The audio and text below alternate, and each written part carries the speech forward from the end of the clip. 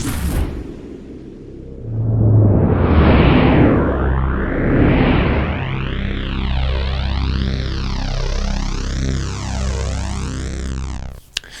guys, it's Jay from Hustle Paintball, and today we're going to go over the Planet Eclipse Geo 3.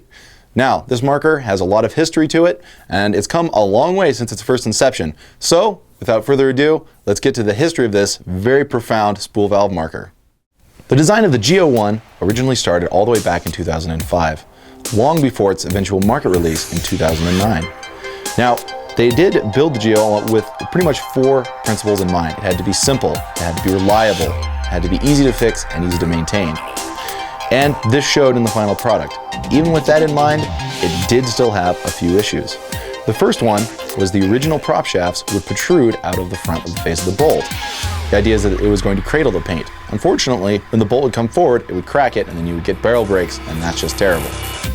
They cured this with the GR2 prop shaft by shortening it, and it no longer protruded from the face of the bolt. At the same time, they rolled out the nylon patches on the grip screws and the eye screws, something that we are still appreciative to this day, so we don't have to lose our screws all over the field.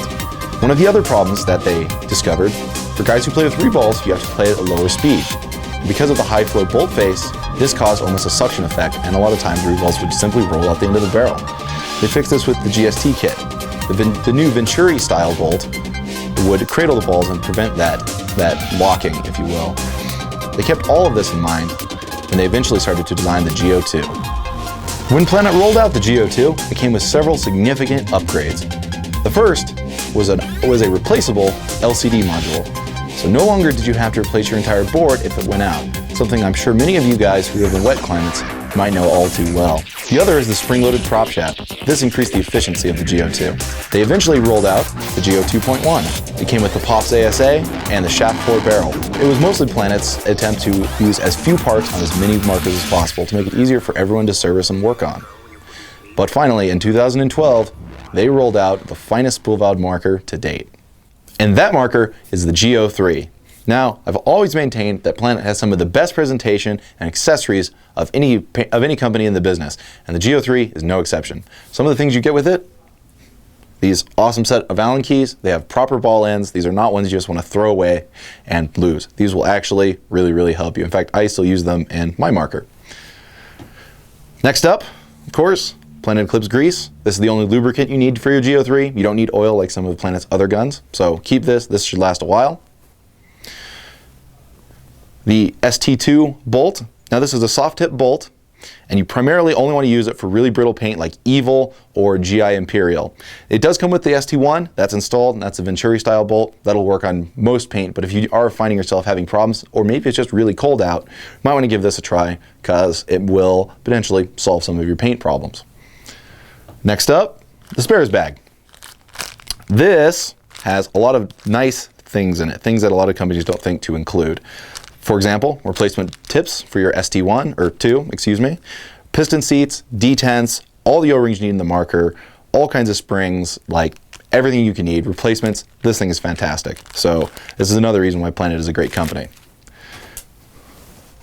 Last up is the manual. Now, Planet's manuals are awesome. I'll show you guys a little bit closer when we get to the maintenance portion, but they are full color. They tell you everything. They have diagrams.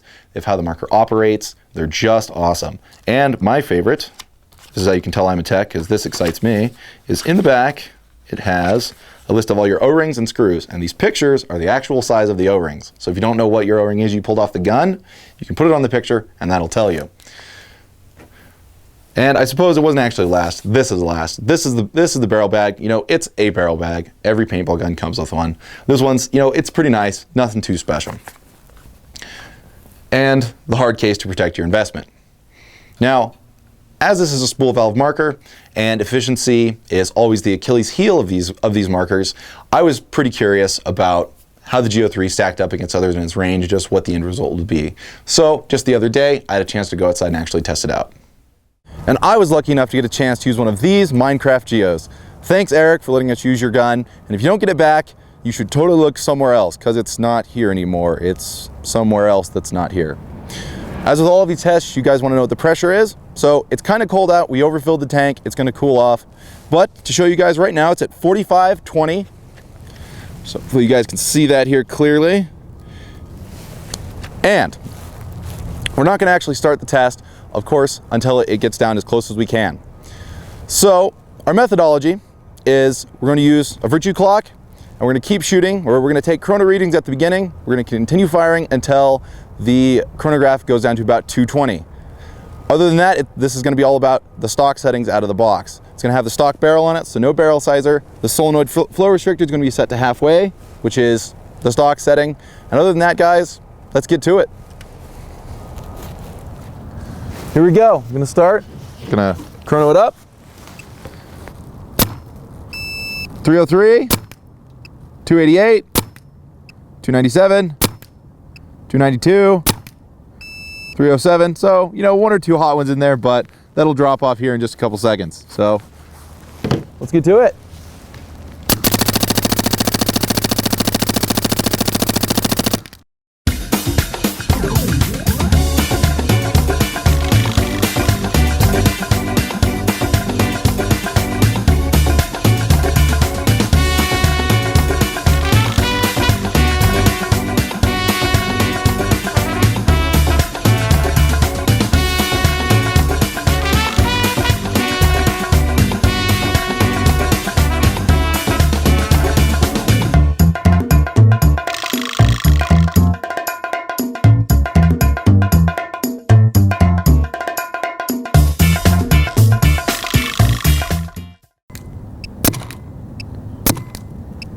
All right, and I'm going to call it there.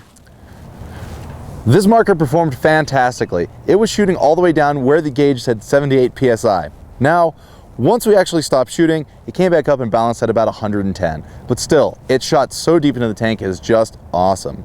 In the end, we ended up shooting 1,416 paintballs. And for those of you who still care about that outdated metric, that's 10 pods. So this gun is great. Again, thanks, Eric. And it's cold out here, so we're gonna go back inside. After a hard day of play, of course, you need to maintain your marker. So that's what we're gonna do. Maintenance on your Geo 3 is pretty painless. Now, since we're here, I wanna go over some of the features of the marker. To start, of course, you have the Planet Eclipse Pops ASA, as far as I'm concerned, the nicest ASA in the game. Of course, you also have Planet's 5-point adjustable trigger, which they've been featuring on their models for quite a while now. The solenoid flow restrictor, and one of the other things that has been changed on the Geo 3, the grip angle has been changed and the entire grip frame has been moved up closer to the body in the interest of trying to get your hand as close to the bore as possible. Should help with aiming. Now, back to the flow restrictor. This is really one of the Geo's party pieces and is kind of a big deal. It's one of the big selling points of the marker. Essentially how it works is this will regulate how fast air will be able to be purged from the front of the bolt when the marker fires. So, for example, in this vertical position here, it's allowing the air to be purged as fast as possible. So that will give you the highest rate of fire, but the least smooth shot. If you were to adjust it all the way to the horizontal position, that would restrict the flow the most. So you would have a slower rate of fire, but your shot would be much smoother.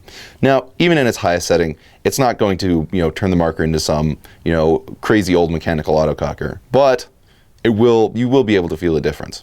Now, going inside the marker here, we open up the grips. I've already taken the liberty of removing the screws. We have the board and all the electronics. You have your LCD module here, your tournament lock, which is right here. That's important. You'll need to turn that off when you get it from the factory. These two Molex connectors here, the black ones are for your solenoid, and the red and black ones here are for your eyes. Now, of course, we're gonna remove the frame, and just like if you were going to remove the frame, you need to unplug these. Now, while we're doing this, I should point out that this marker, come on wires, there we go. This marker is compatible with Planet Eclipse's ePortal software. Now, this is a pretty cool thing. It uses this little USB bridge here and these drivers, and you install them on your computer, and you can change all kinds of stuff on your marker. We have a video on it, so you guys can go check it out. But this is important to point out because we're not going to take the other side of the grips off. But where you connect the portal to this marker is right here. So you have to take these off in this case. Just so you know, it's a little different than the Ego that we used to demonstrate in that video. So once that's done, you can simply remove that screw right there. That's one of your grip frame screws. The other one is right here in the front. Remove those and the frame will be able to drop away from the body. To remove the frame and regulator, you first have to remove the macro line. So to do that, you'll see these little collettes on the end of these fittings. If you guys can see them, they expand when you gas the marker up. You hold that in and then pull the macro line out and it'll pop right away. Now, since we're doing this, we're going to start with the regulator. Now I should point out that you do not have to do all this stuff to maintain your marker. We're just doing it to show you guys everything. We will maintain the bolt system here in just a minute. So like I said, you don't need to take all this stuff off to service your bolt. Now that we have the reg off, I want to show you guys one of the new things. In older Geos, the body filter was placed elsewhere in the marker, oftentimes by the solenoid. In this, the body filter, let me get that out of your way, is that brass thing in there. And this is important that I show you guys this, because you will need to clean it from time to time, but more importantly, when you take that screw out and you put it back in, do not crush that thing down. Just finger tight is tight enough. Now, put this out of the way for a second. I want to talk about the regulator. This is the SL3 regulator. And this is particularly relevant for us because it's different for the Geo. The Egos and Geos use a different spring. Because the Geo does not have a low pressure regulator like the Ego does, it only has one pressure that it uses. If you're familiar with both of the springs, you pull the Geo one out and you can immediately see it's much smaller, much lighter weight. However, other than that, generally speaking, the regulators are exactly the same. The only other part that you'll need to ever get to is the adjuster. How you get that out? Take your 1/8 Allen key, screw it in, and you'll see the adjuster start to come out of the top. Eventually it'll come free. Bam, just like that. Now, this is actually two pieces.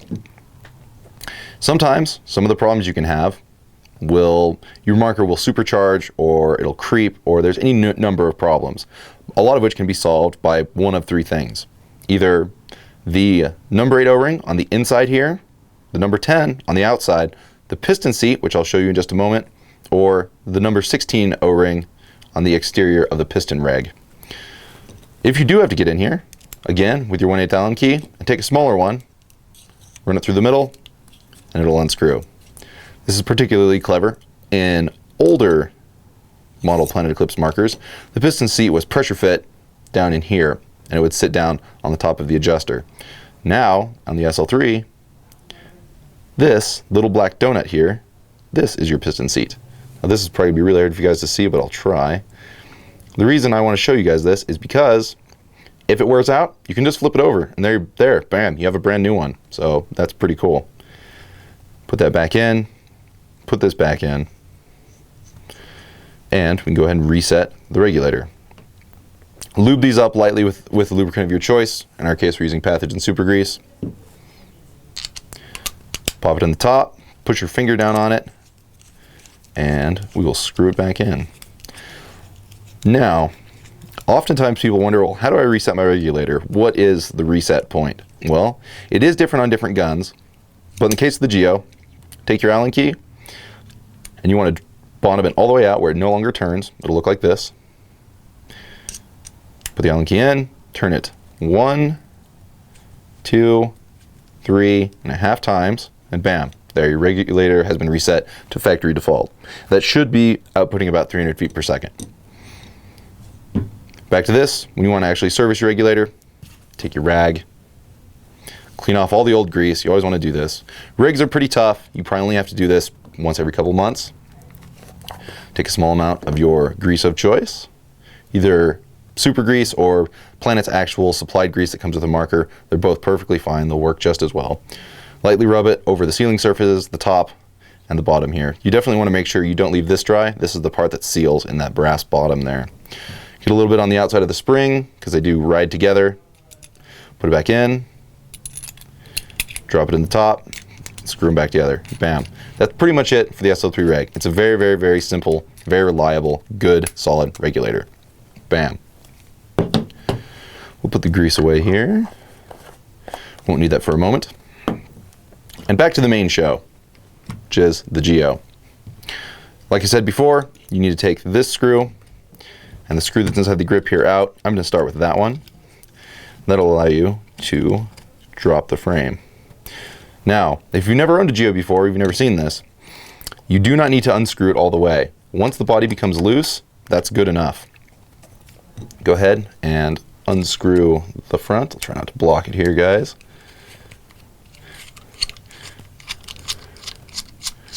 Screws are different lengths, incidentally, which will help you. Take it, set it to the side. Be careful none of your wires in here are hung up anywhere, or you'll pull them out and feel stupid. Slide it back, and bam. Take that and set it to the side. Now you can see all the revealed body parts and the inside of your Geo 3 body. Next up is the solenoid assembly. Now, I know, guys, this is all kind of technical maintenance stuff, but you know, we couldn't get the strippers and explosions brigade on for today, so you just have to bear with me. It's a little dry. Now, bam, to get your solenoid off, again, take your smaller Allen key. In the case of Planet Eclipse markers, these are 5/64. I should have known that. Now, there's these two little screws here. These are very fine machine screws, so take them off. You want to be gentle with them. Take them off one at a time, you know, opposing them. They'll eventually come free. And while this isn't stuff you have to do very often, it's just good to know what's inside your marker so you're not scared of it.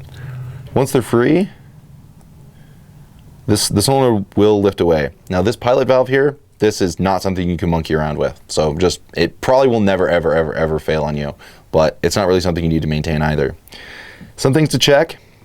Now, like I said, guys, this is going to be a little hard to see because it's all going to be like black on black and little bits in my hand. Sometimes the solenoid top gasket, which is this, will get stuck on the inside of this. So you have to get it out of there. It'll stick there from the grease. Otherwise, when you put it back together, it will not seat correctly. Put that to the side for now. Now this is your actual manifold itself. Old Geo owners will recall this was this large black box that had the back check ball and all kinds of obnoxious things in it. It actually has a series of 3 gaskets. There's the one that sits on the top that was on the pilot valve itself, one here that goes around the circumference of the manifold, and it looks like that. Put that to the side. And then last up, as this one also got stuck in there, this is the bottom gasket for the solenoid. These are all very small, delicate gaskets. This one looks like this. And you do get replacements in your bag of replacements, so it's important to know that. But fortunately, you can't put them in the wrong place. They all fit in just a single direction on this thing. When you are maintaining this, which you don't have to do very often, take a cotton swab, a Q-tip, a towel, or whatever, clean the old stuff off, reapply a light layer of lube, and you can reassemble your manifold. There's one other thing, which is the poppet here. Now, you pretty much never have to ever take that thing out. There are some seals in there. You'll know it when it happens. Honestly, it's probably just best to send it to a service center at that point. But this stuff is removable. It's got a little spring and a little brass cap in there. But we're not going to go into that for the purposes of this video. We are, however, going to have to reassemble all these. When you're putting them back in, make sure they seat correctly. I know this is really hard to see because it's just these little black pieces. But make sure they seat back in there correctly. You're going to want to reapply a light layer of lubricant pretty much anytime you take them off, because that's important to make them seal properly.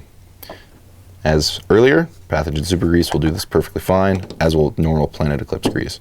Just a little bit between your fingers and then smear it on. It's important you don't put too much because then you can clog up the air ports here in the manifold. Drop it back in. Again, it's nice because it only goes really one way. Drop it in there. Take the manifold that runs around the circumference. Make sure you lube it up a little bit. Pop that in place right around the circumference. Now this is an important part. Make sure that's in there. This is pretty important, what I'm about to tell you. When you put this back on, as you can see, these little machine screws, they're tiny. Let the camera focus there on them. Yeah, they're really small and they have really fine threads on them. And those threads go into the body here. So if you crank these down too hard, it's going to pull the threads out of the body because these are steel and this is aluminum. If you pull those threads out, you're completely hosed. You will have to send it to a service center. They have to drill it and put a helicoil in it. So when you're tightening these things down, it's very important that, you know, less is more. Get it seated, drop it in on both sides, and to make sure that the gasket seats, as soon as you feel the screws start to bite, okay, feel it move a little bit, start on the other one. You want to tighten these down evenly so that the gasket seats correctly. You know, finger tight is tight enough. It's one of the reasons these drivers are good, because you can't get on them too hard. And there, bam, it's put back in place. So, like I said, guys, you don't have to get in there very often, but when you do, it's just good to know what you should expect. On to the most, you know, the most common thing you're actually going to have to do to your marker. Of course, before we get there, there's a couple things I want to mention. First, this, just so you guys know, this is actually where the screw for the grip frame goes into the marker. It's just aluminum that they put there so that the screw would have something to thread into. That's all it is. There's nothing else in here. It's just solid aluminum. The other, it's this brass bushing right here. This, unlike feed necks before, is what the feed neck actually rotates against. So it'll save your feed neck. It'll stop wearing the ano off and like distorting it like it would on previous markers. It does, of course, come with a thumb wheel. You know, it's a high-end marker, so you should get nice stuff everywhere. This is no exception. Now, on to the actual maintenance you have to do at the end of the day. It's pretty easy. Like I said, you of course don't have to strip the marker down this far. Just unscrew the back cap. It might be on a little tight from the factory, but it certainly doesn't need to be. Finger tight is tight enough. All right, cool. You can pull that out, and you have to get out the other parts. Stick your finger in the V-neck, push them out. Once you go as far as you can hook them and pull everything out. Now, set the body to the side, and inside the marker, when it's operating, this is how it sits. When you gas the marker up, the bolt will be pulled back into this position. If you look down the feed neck, in fact, when you turn your air on, you can actually see it get pulled back. So this is what it looks like in your marker. There are three major components: the prop shaft and firing chamber, the can, and the bolt itself. That's pretty much it. Now, there's a handful of seals in here that you need to be aware of, and those are the ones that are going to cause problems if they fail. First and most common, actually, is this. This is the number 14 O-ring.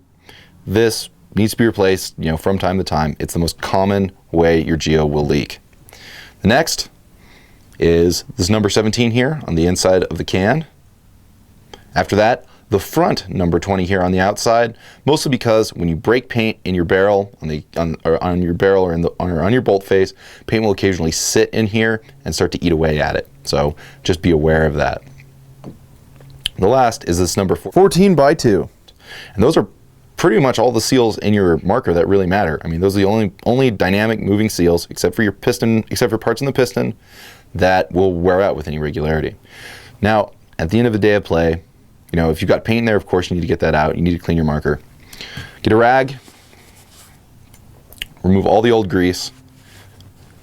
You have to get that stuff off, because it could have debris, could have dirt, paint, all kinds of stuff in it. So you want to get that stuff out. Even if it's still lubricating, it's not clean, and that's the important part. Get all the old grease off. Make sure you get it out of the inside parts. And all right, cool. Take your grease, get a little bit on your fingers. In the case of super grease, less is more. And, you know, rub it gently into your bolt face. Do it on the back here as well. Rub off any of the excess. Make sure you get some on the inside, as well as these number 20 O-rings here, the number 17, and finally the prop shaft tip itself and the O-ring. Once that's done, you can reassemble the marker or reassemble the bolt system, and you should be all good. Now, there's one handy trick to see if your number 15 if it needs to be replaced. Rather than putting it in like this, flip it around, and when that number 15 crosses the gap, you should feel some resistance. If you don't feel any resistance, it needs to be replaced, because if it's not leaking yet, it's going too soon. So put that in, put it back onto the prop shaft, grab your body, slide it into the back, and that's pretty much that. When you screw it back down, finger tight is tight enough. You do not need to get the Allen keys out for it. And other than that, guys, that's pretty much all there is for maintaining a Geo. That's really the heart of it. It's one of the reasons why these markers are so charming and so simple. Now, after we got it all put back together, we'd normally make a short little film about me going outside and shooting at some targets. But we think this way is just better. So let me get out of your way and you guys can watch something a little bit nicer than our usual.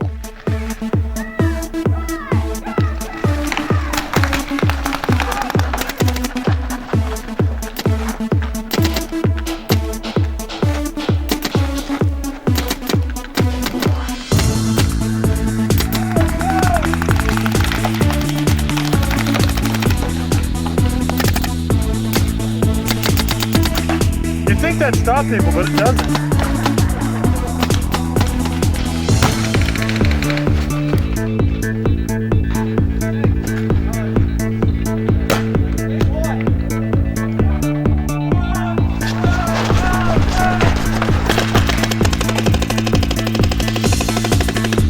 Russell's in the box!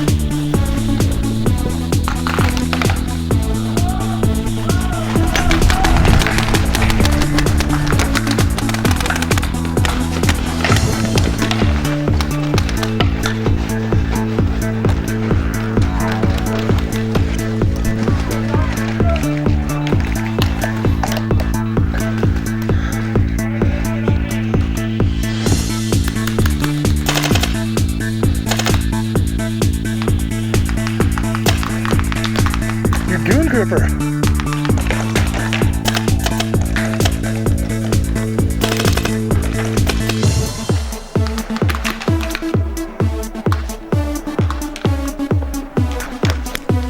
Center 30's on me! Yeah! Guys out in front of me!